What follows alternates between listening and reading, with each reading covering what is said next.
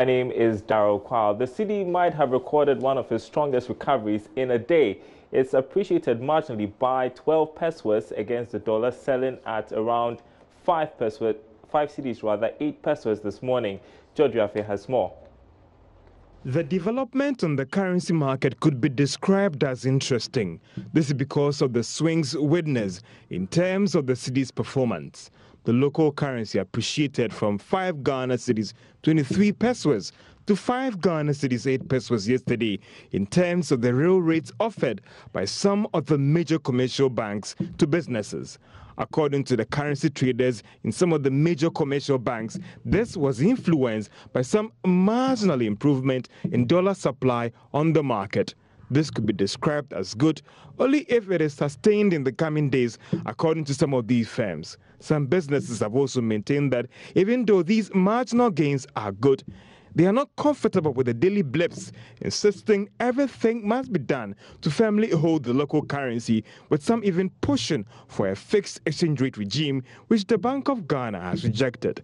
If measures are not taken to firmly consolidate these gains in the coming days, then any further depreciation of the local currency could impact negatively on prices of petroleum products, utility tariffs, and mortgage payments. Now, the task force of the National Insurance Commission has arrested some occupants of uninsured commercial buildings in the Central Business District of Accra. Charles Aite reports. With 1 million commercial buildings in Accra without fire insurance, the Special Task Force of the National Insurance Commission visited some commercial buildings without insurance covers, arresting some occupants of these buildings. Don't talk too much. We brought this letter to him, and he needs to act on it. It is upon this that we have come. Whatever has transpired, looking at his age and his state, we are not angry. Okay? But we have to do our way. Having embarked on this same exercise for 4 years, I inquired of the head of the task force, Joseph Bento, on the effectiveness of this strategy. The output is not encouraging, because this is Accra this is about the 6th enforcement that we are doing, and still our compliance is far below 20%. Don't you think the entire strategy could not be really yielding the needed results? The strategy could yield the result if we normalize it, and it's an everyday affair as I look at it. Meanwhile, a distraught occupant who was picked up by the police argued the entire approach by the NIC task force was not civil. We show them receipts, but the certificate has not been given to us. We've insured the place for over 1 year and we have the receipt. So I don't know why they are still taking us to the station. And even you should have even given us a notice ahead of time, maybe a week or two. You know what, we'll be coming around, because it's a company. Because I never received any letter from them. What do you make of the entire approach shortly?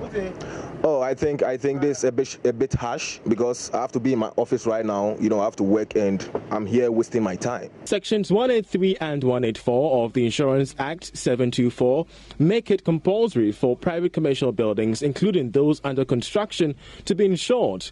The exercise is to be replicated in all 10 regions of the country.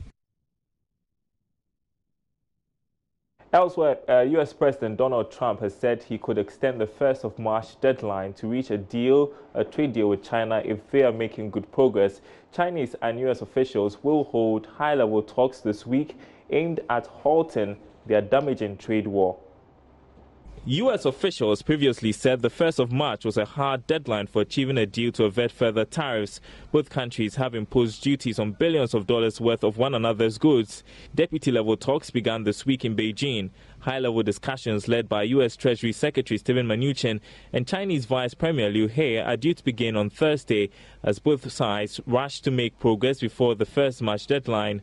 The U.S. has imposed tariffs on $250 billion worth of Chinese goods, and China has retaliated by imposing duties on $110 billion of U.S. products. In December, both countries agreed to halt new tariffs for 90 days to allow for talks. All right, that's it for business. Coming up in sports, Manchester United face huge task to progress in Champions League as Pogba was sent off in 2-0 defeat to PSG. Stay with us for details.